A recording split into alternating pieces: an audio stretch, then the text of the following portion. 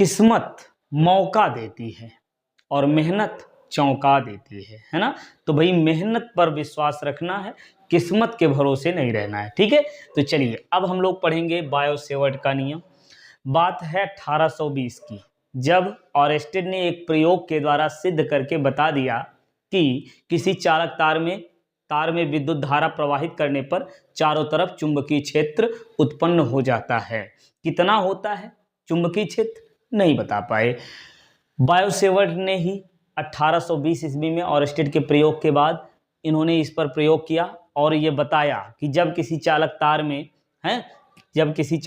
में विद्युत धारा प्रवाहित करते हैं, है ना। चलिए यहाँ पे लिख दे रहे हैं, विद्युत धारा I एम्पियर की विद्युत धारा प्रवाहित हो रही है।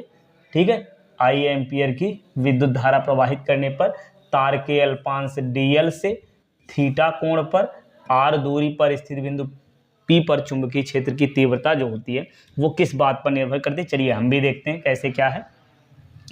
इन्होंने क्या, एक चालक तार लिया, ऐसे कर लेते हैं। एक चालक तार क्या है, XY है, ठीक, और इसमें I एम्पियर की धारा प्रवाहित करते हैं।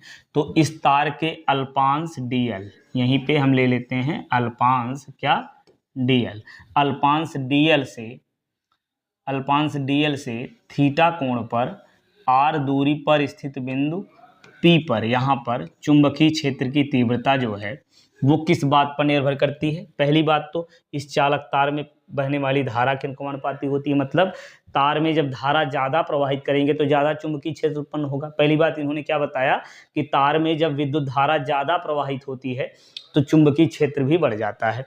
और दूसरी बात, तार का अल्पांश यदि ज़्यादा हो गया, इसकी लंबाई यदि ज़्यादा हो गई, ज़्यादा लंबाई तो कुल मिला के ज़्यादा चुंबकीय क्षेत्र, तो अल्पांश के भी अनुक्रमानुपाती हो गया। साथ ही साथ इन्होंने बताया अल्पांश और इस P को मिलाने वाली रेखा तथा अल्पांश के बीच के इस कोण की ज्या के भी अनुक्रमानुपाती होता है। और साथ ही साथ देखिए दूरी पर किस प्रकार निर्भर करता है। दूरी अगर बढ़ती जाएगी, यहाँ चुंबकीय क्षेत्र और फिर यहाँ, जैसे जैसे दूरी बढ़ती जाएगी चुंबकीय क्षेत्र तीव्रता क्या होगी, आपको क्या लग रहा है, धारा यहाँ प्रवाहित होगी तो यहाँ चुंबकीय क्षेत्र ज़्यादा होगा, और कम और कम और कम, तो दूरी जैसे बढ़ेगी चुंबकीय क्षेत्र तीव्रता घटती जाएगी। ठीक है, तो इन सभी बातों को कथन के रूप में आप कैसे लिखोगे, ध्यान से देखिए। पहली बात बिल्कुल ऐसे ही आपको लिखना है। 1820 ईस्वी में बायो-सेवर्ट ने एक प्रयोग के आधार पर बताया कि किसी चालक तार में धारा I प्रवाहित करने पर तार के अल्पांश dl से थीटा कोण पर r दूरी पर स्थित बिंदु P पर चुंबकीय क्षेत्र की तीव्रता क्या, तार में बहने वाली धारा के अनुक्रमानुपाती होती है। धारा यहाँ पे हम लिख दे रहे हैं, धारा कितनी है, I एम्पियर की धारा है, तो इसमें धारा I के अनुक्रमानुपाती होती है। इसको आप लिखोगे कैसे, ध्यान से देखिएगा। इसको लिखना पड़ेगा ऐसे, चुंबकीय क्षेत्र तीव्रता dV दिखाएंगे, ये बहने वाली धारा के अनुक्रमानुपाती, ऐसे लिख के इसको बनाएंगे समीकरण 1। ठीक है, दूसरी बात, तार के अल्पांश के भी अनुक्रमानुपाती है। तार के अल्पांश क्या है, अल्पांश dl, अल्पांश जो है वो क्या है, dl है, अल्पांश dl के अनुक्रमानुपाती होती है। तो फिर इसको लिखेंगे आप कैसे, dB प्रोपोर्शनल dl, ये बन गया समीकरण 2। और तीसरी बात, अल्पांश और P को मिलाने वाली रेखा तथा अल्पांश के बीच के कोण की ज्या के अनुक्रमानुपाती होता है। तो इसको आप लिखोगे इस प्रकार से, अल्पांश और P को मिलाने वाली रेखा तथा अल्पांश के बीच के कोण क्या है, थीटा, अल्पांश के बीच के कोण थीटा की ज्या के अनुक्रमानुपाती होता है। तो इसको कैसे लिखोगे, dB प्रोपोर्शनल साइन थीटा, और ये बन गया समीकरण 3।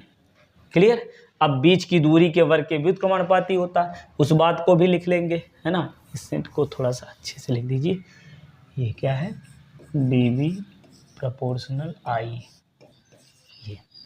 और तीसरी बात, चौथी बात, ये दूरी के वर्ग के व्युत्क्रमानुपाती होता है ना। अल्पांश व बिंदु P के बीच की दूरी क्या है, r, बीच की दूरी r के वर्ग के व्युत्क्रमानुपाती होती है। तो इसको कैसे लिखोगे, dB प्रोपोर्शनल 1/r², ये मिल गया समीकरण 4। इतना करने के बाद आपको लिखना पड़ेगा समीकरण 1, 2, 3, 4 को सम्मिलित करने पर। ठीक है, यहीं से लिख दे रहे हैं कि नेक्स्ट पेज लिया जाए। चलिए नेक्स्ट पेज लेते हैं। ये समीकरण 1 2 3 4 को सम्मिलित करने पर, तो जब सम्मिलित करेंगे तो क्या मिलेगा देख रहे हैं, डी बी प्रोपोर्शनल क्या था, डी बी प्रोपोर्शनल आई था, और D B proportional D L था, और प्रोपोर्शनल साइन थीटा। और उसमें देखिए सभी चीज़ें प्रोपोर्शनल थी यानी अनुक्रमानुपाती थी, I D L sine theta ये अनुक्रमानुपाती तो ऊपर लिखेंगे, बीच की दूरी के वर्ग के व्युत्क्रमानुपाती यानी आर का स्क्वायर नीचे है तो उसको यहाँ पे नीचे लिखना होगा बटे आर स्क्वायर। अब क्या करें भाई, प्रोपोर्शनल का निशान हटाएंगे तो डी बी बराबर आएगा mu naught upon 4 pi I D L, और ये रहा साइन थीटा बटे में आर स्क्वायर। तो ये मिल गया हमारा फार्मूला बायो सेवर्ट के नियम से चुंबकीय क्षेत्र की तीव्रता, डीएल लंबाई के चालक तार यानी अल्पांश के कारण चुंबकीय क्षेत्र तीव्रता इतनी मिल गई। अब यहाँ पे भैया ये भी लिखना पड़ेगा, यहाँ म्यू नॉट अपान 4 पाई क्या है, एक नियतांक है, म्यू नॉट अपान 4 पाई एक क्या है, नियतांक है बाबू, एक नियतांक है, ठीक है, जिसका आंकिक मान कितना होता है, जिसका आंकिक मान होता है 10 की घात -7 न्यूटन प्रति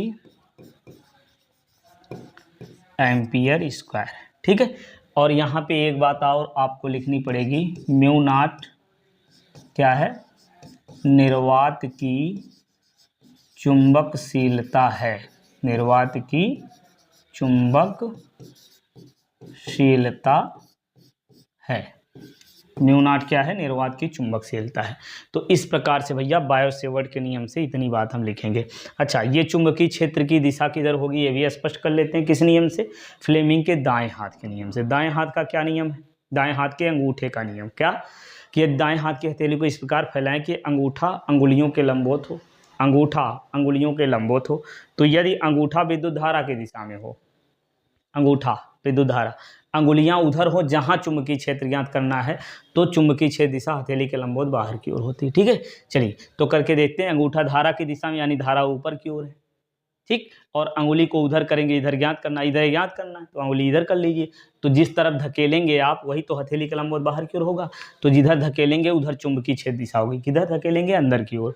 तो यहाँ चुंबकीय क्षेत्र की दिशा किधर है, अंदर की ओर है, क्लियर।